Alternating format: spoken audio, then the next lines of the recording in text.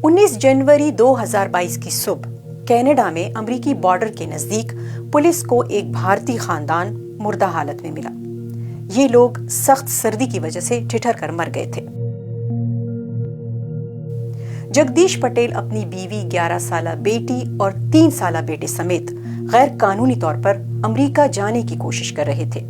उस रात तेज हवाओं और बर्फ गिरने की वजह से टेम्परेचर -38 सेंटीग्रेड तक गिर गया था।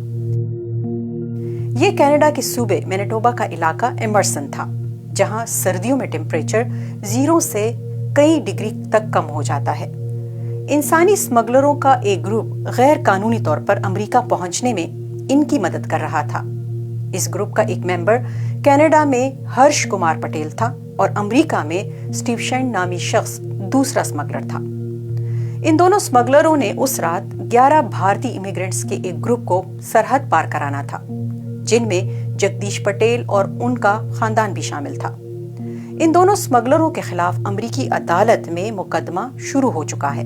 इन पर इल्जाम है कि ये एजेंट्स इंसानी स्मगलिंग का एक नेटवर्क चला रहे थे। उन्होंने भारत से अपने ये कस्टमर्स तलाश किए, इनके लिए कनाडा के स्टूडेंट्स वीजे का बंदोबस्त किया और इन्हें सरहद पार कराने के लिए ट्रांसपोर्ट का इंतजाम किया।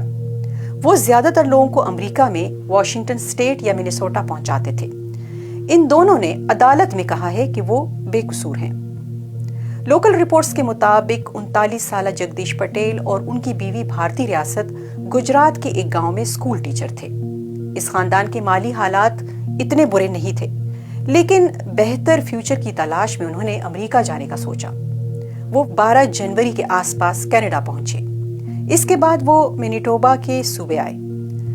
आमतौर पर स्मगलिंग नेटवर्क्स इसके लिए भारी फीस वसूल करते हैं, जो $90,000 तक हो सकती है, जो पाकिस्तानी रुपयों में तकरीबन 2 करोड़ 52 लाख रुपए बनते हैं। भारत से गैर कानूनी इमिग्रेशन का सिलसिला काफी अरसे से जारी है, लेकिन अमेरिका और कनाडा की बॉर्डर पर इसमें तेजी से इजाफा हुआ है। अमेरिकी कस्टम्स और बॉर्डर प्रोटेक्शन ने इस साल सितंबर तक 14,000 से ज्यादा भारतीयों को कनाडा की सरहद पार करके गैर कानूनी तौर पर अमेरिका दाखिल होने के इल्जाम में गिरफ्तार किया है।